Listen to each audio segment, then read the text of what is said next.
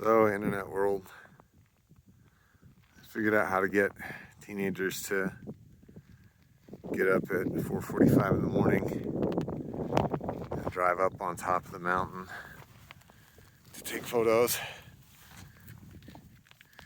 You just gotta tell them. Hot bitches have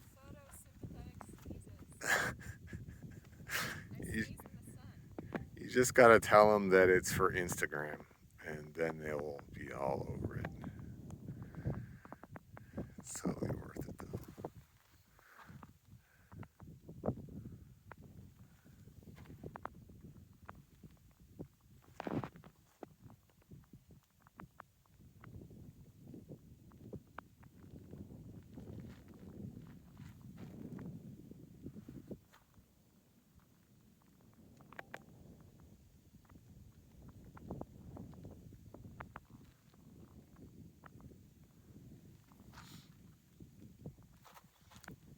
There's Mount Shasta.